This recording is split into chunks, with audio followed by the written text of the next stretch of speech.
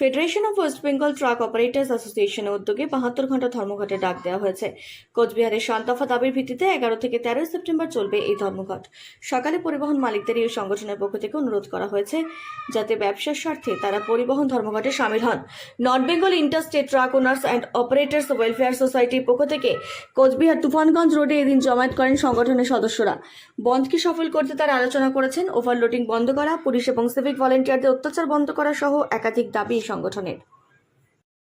কি বলবেন আজকের যে প্রোগ্রাম? আমাদের মূল দাবি আছে বক্সিরহাট এবং শ্রীরামপুর গেটে যে এমবিআই কাটা আছে, যেটা থার্ড পার্টি দ্বারা পরিচালিত, সেখানে আন্ডারলোড গাড়ি বা যখন আমাদের ওয়ে ব্রিজ করতে হয়, ওজন করতে হয়, তো সেই ক্ষেত্রে ওরা ওখানে 236 টাকা করে নেওয়া হয়। যেটা আমাদের এখানে মূল দাবি, এই 236 টাকা করে আমরা দেবো না। তার কারণ হচ্ছে আমাদের গাড়ি প্রপার আন্ডারলোড থাকে, সম্পূর্ণ কাগজ আমাদের ঠিক থাকে। তার থেকে বড় কথা, আমাদের গাড়িটা যখন লোড হচ্ছে, সে গাড়িটা লোড হওয়ার আগে একবার খালি গাড়ি কাটা হচ্ছে এবং লোড হওয়ার পরে সেই লোড গাড়ি কাটা হচ্ছে, এবং এই টোটাল কাটাটা সরকার দ্বারা অনুমোদিত কাটা, যেটা ফ্যাক্টরিতে আছে, যে কোনো মিলে আছে, রাস্তাতে আছে। তারপরে সেই কাটা গাড়িতে স্লিপটা থাকে। আমরা যখন প্রপার লোড আন্ডারলোড গাড়ি নিয়ে যাচ্ছি, সেই ক্ষেত্রে আমাদের দাবি হচ্ছে যে এই যে যত ওয়ে ব্রিজ করা হয়েছে, যে আমাদের এই দিক থেকে যেগুলো গাড়ি চলে, ইন্টারস্টেট যে গাড়িগুলো চলে বেঙ্গল থেকে আসামের দিকে, নর্থ ইস্টের দিকে, আমরা চাচ্ছি এই গাড়িগুলোর মধ্যে যখন একটা নর্মাল লোড পাওয়া যাচ্ছে, যেটা কাগজের মধ্যে আমাদের দেওয়া থাকে, সেই ক্ষেত্রে আমরা 236 টাকা দেবো না।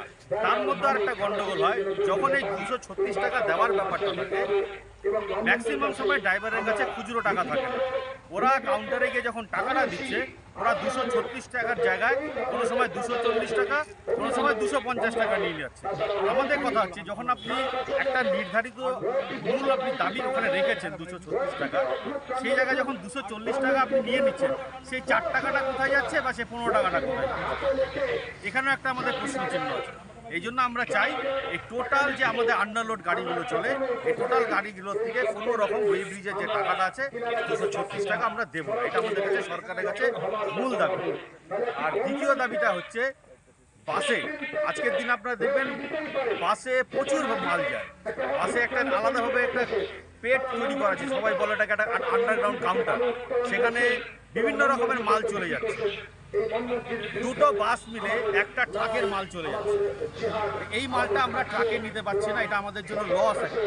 যেহেতু আমরা রাস্তায় চলার জন্য সব রকম ট্যাক্স দিচ্ছি, যে আমাদের যেই বহন করার মালটা সেটা কেন বাসে যাবে? বাসের নিয়ম হচ্ছে তার প্যাসেঞ্জার ক্যারি করা। আপনি যদি মোটর ভেহিকেল অ্যাক্টে চলে যান, সেখানে পরিষ্কার লেখা আছে বাসটা ক্যারিং করা প্যাসেঞ্জার মালের জন্য। আমাদের দাবি অবিলম্বে বাসে মাল বহন করা বন্ধ করতে হবে। আরেকটা জিনিস হচ্ছে, এই কাটার মধ্যে দিয়ে কিছু কিছু ওভারলোড গাড়ি যায়, সেই গাড়িগুলোকে কাটা দিয়ে নিয়ে যাচ্ছে, কিন্তু ওভারলোড হওয়া সত্ত্বেও সেই গাড়িগুলোকে এমবিআই ছেড়ে দিচ্ছে। কিন্তু আমাদের গাড়িতে যদি 50 কেজি মালও বেশি থাকে, মিনিমাম আমি বলছি এটা 50 কেজি মালও বেশি থাকে, তাহলে আমাদের গাড়ির ক্ষেত্রে একটা ফাইন হয়ে যায়। এই জন্য আমাদের দাবি, আন্ডারলোড গাড়ি 236 টাকা যেটা নেওয়া হচ্ছে, এটা অবিলম্বে বন্ধ করতে হবে। বাসের থেকে যে মালগুলো পরিবহন করা হয় বাসে, সেই মালগুলো বন্ধ করাতে হবে। সিভিক ভলেন্টিয়ার, পুলিশ রাস্তাঘাটে যেভাবে অত্যাচার করে, আজকে হাইকোর্টের একটা নিয়ম আছে যে সিভিক ভলেন্টিয়ার কোনো রকম ইনফোর্সমেন্ট করতে পারবে না, কিন্তু আপনি দেখবেন রাস্তাঘাটে সিভিক ভলেন্টিয়ার একটা বাইকের থেকে আরম্ভ করে একটা ট্রাকের উপরে পর্যন্ত অত্যাচার করে। পিছন দিক দিয়ে ছবি তুলবে, কাগজ চেকিং করার নামে বাহানা দেখাবে এবং কেস করে দেবে। তার কোনো অধিকার নেই অ্যাজ পার হাইকোর্ট অর্ডার। এই অর্ডারটাকে আমরা বলছি অবিলম্বে এটাকে মানতে হবে। সিভিক ভলেন্টিয়ার ট্রাফিক কন্ট্রোল করার জন্য, সে গাড়িটাকে ধরার জন্য না, কোনো ইনফোর্সমেন্ট করার জন্য না। তার কাজ যেটা আছে সেই কাজটা যেন করে, কোনো রকম যেন গাড়ির উপরে অত্যাচার না করে, এবং বিশেষ করে আমাদের ড্রাইভারের উপরে যেন অত্যাচার না করে। আরেকটা জিনিস আপনাকে ভালো মতন বুঝতে হবে, আমরা যে লাইফ লাইনগুলো বলি, এই লাইফ লাইনের মধ্যে কিন্তু আমরা ট্রাকরাও আছি। আমরা আজকে আপনাদের ঘরে যত সামগ্রী আছে, সম্পূর্ণ সামগ্রী কিন্তু আমরা বহন করি। এই বহনটা আমরা এক জায়গা থেকে এক জায়গায়, এক প্রান্তের থেকে আরেক প্রান্তে নিয়ে যাচ্ছি। এমন আপনার পরিস্থিতি করবেন না যেন আমরা এই আন্দোলন যে 3 দিনের বন্ধটা আছে, এটাকে আরও বৃহত্তরে নিয়ে যাই। কারণ হচ্ছে, আপনাদের জিনিসটা বুঝতে হবে, আপনাদের ঘরে সামগ্রী আনার দায়িত্ব আমাদের। আমরা সেটাকে বাজারে নিয়ে এসেছি ফ্যাক্টরির থেকে, তারপরে আপনারা দোকানের মাধ্যমে কেনাকাটা করছেন। সাধারণ মানুষকে আমি অনুরোধ করব, আপনারা আমাদের এই বন্ধে সহযোগিতা করুন, এই অত্যাচার থেকে আমাদেরকে মুক্ত করুন। আমরা যেন সেফ হয়ে সুন্দরভাবে এই রাস্তায় গাড়িগুলোকে চালাতে পারি এবং আমাদের সঙ্গে যারা জড়িত, কেন একটা গাড়ির সঙ্গে 3টে পরিবার জড়িত থাকে, একটা গাড়ির মালিক, একটা গাড়ির হেল্পার এবং ড্রাইভার, তাদের সম্পূর্ণ আমাদের দেখতে হয়। তা আমরা চাই আমাদের এই মরা শিল্পটা যেটা মরে যাচ্ছে এটাকে বাঁচানোর জন্যে আমরা আম জনতার কাছে সহযোগিতা চাচ্ছি, বিশেষ করে প্রশাসনের কাছে যা দাবি আছে আমাদের এই দাবিগুলো যেন মানা হয়।